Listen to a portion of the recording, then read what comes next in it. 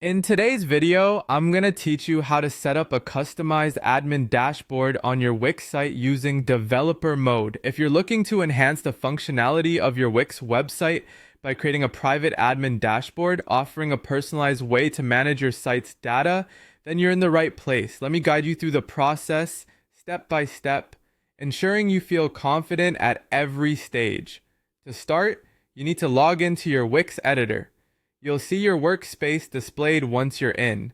The first thing you'll want to do is activate developer mode, otherwise known as Velo by Wix, from the top menu.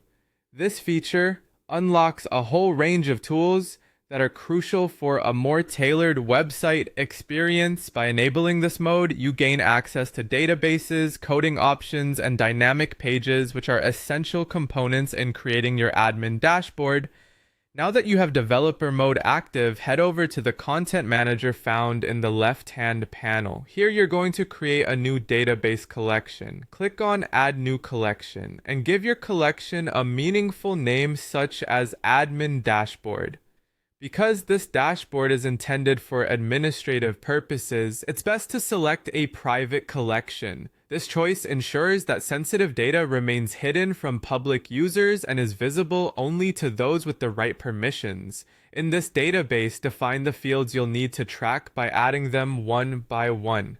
For instance, you might include fields like title, username, and status, where status could be a drop-down featuring options like active, pending, or completed.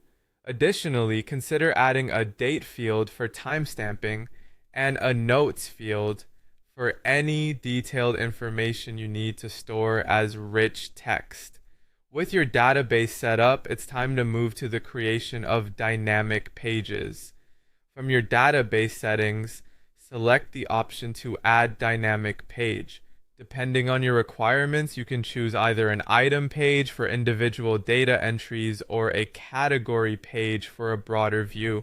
For instance, you might want an all data view page to give admins a comprehensive look at everything, whereas an item view page may offer detailed insights into a specific record. Once your dynamic pages are created, start linking the fields from your database to your website elements like text boxes, tables, or repeaters, ensuring that information is dynamically displayed as needed. The final step is to secure your admin dashboard using an admin-only login system. Head over to Site Members and enable the Members area. For your dynamic dashboard page, you'll want to configure permissions appropriately. Navigate to Page Settings, where you'll find Permissions, and set it to Members Only or Admins Only.